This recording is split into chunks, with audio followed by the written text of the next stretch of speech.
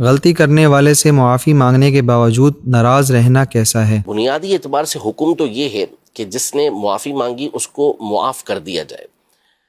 لیکن بسا اوقات ہوتا یہ ہے کہ یا تو معافی مانگنے والے کا جو طرز ہوتا ہے وہ ٹھیک نہیں ہوتا، اس کا انداز ٹھیک نہیں ہوتا، وہ ایک رسمی طور پر معافی مانگ رہا ہوتا ہے، تو اس کی وجہ سے جس کو تکلیف پہنچی ہوتی ہے اس کے دل سے وہ تکلیف دور ہوتی نہیں ہے، تو وہ بھی مجبوراً صرف رسماً جو ہے وہ معاف کر دیتا ہے، لیکن اس کے دل کے اندر کدورت یہ باقی رہتی ہے، تکلیف باقی رہتی ہے۔ تو معافی مانگنے والے کو بھی چاہیے کہ واقعی اس انداز میں معافی مانگے کہ جس سے سامنے والے کو لگے کہ یہ اپنے فعل کے اوپر، اپنے کام کے اوپر نادم ہوا ہے۔ نمبر دو، جو بعض اوقات معافی تو کر دے گا، سامنے والا نادم ہو کے معافی مانگ رہا ہے، لیکن اس نے تکلیف اس درجے کی پہنچائی ہے کہ جس کو تکلیف پہنچی ہے وہ معاف کر رہا ہے، جو اس کے بس کے اندر تھی، بس کی بات تھی، اس کے وہ جو کر سکتا تھا،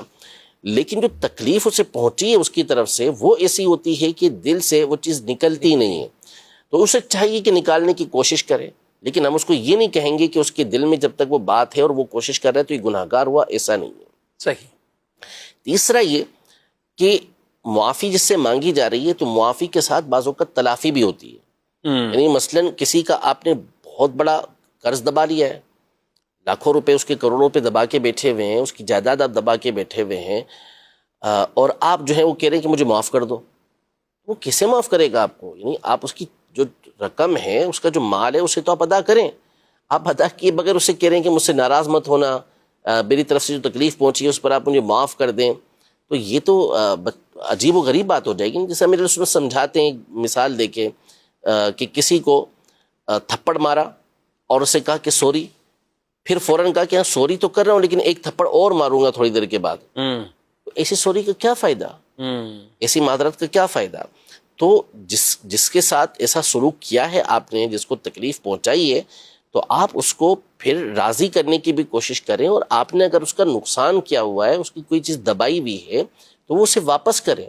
تو اس کے دل سے کدورت نکلے گی نا۔ لیکن تو اگر ایسا نہیں کریں گے، اس کی وہ چیز آپ نے دبا کے رکھی ہے اور مسلسل آپ ظالمانہ انداز ہی اختیار کر رہے ہیں، پھر آپ کہیں کہ وہ آپ کو زبانی کہنے پر معاف کر دے، تو ایسا کیسے ہو سکتا ہے؟ ایسا نہیں ہوگا۔ اچھا، تو پھر ان چیزوں کا لحاظ ضروری ہے۔ جو پیسوں کا کہا، ایک تو ہے پیسے یا اس طرح کے حق،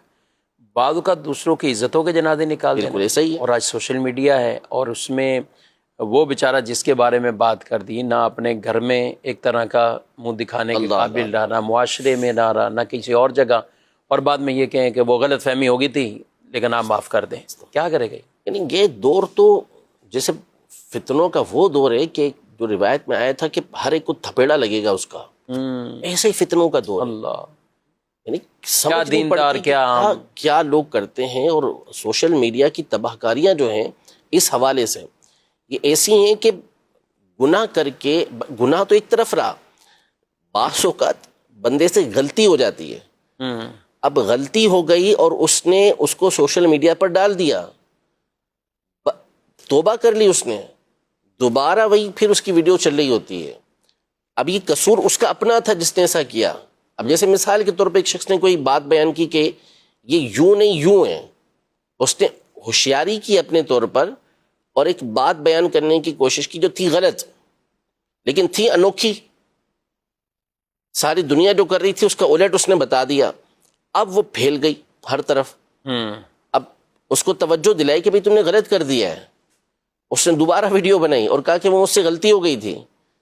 تو اب اس نے غلطی ہو گئی، اس نے معافی مانگ لی، معذرت کر لی، لیکن نتیجہ کیا نکلے گا کہ اس کی پہلی والی ویڈیو جو ہے اس سال کے بعد گھوم کے آتی ہے کہ یہ پوچھیں گے کہ یہ کیا بیان کر رہے ہیں، تو اس کو بتایا جاتا ہے توبہ کر چکا ہے بندہ، اس سے رجوع کر چکا ہے اس سے۔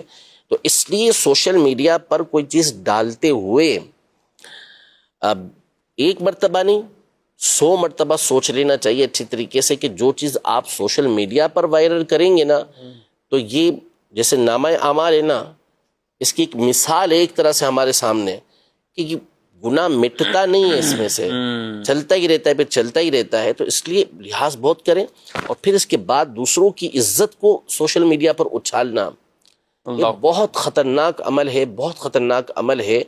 کہ آپ کسی سنی صحیح العقیدہ کو اگر بدنام کر دیتے ہیں سوشل میڈیا کے اوپر، اور پھر وہ آپ کا جو پیغام اس پر مسلسل چلتا رہتا ہے تو اس کے نتائج قیامت کے دن بہت خطرناک ہوں گے. کیسے اللہ پاک کی بارگاہ کے اندر آپ جواب دے پائیں گے؟ یہ بڑی آزمائش والی بات ہے.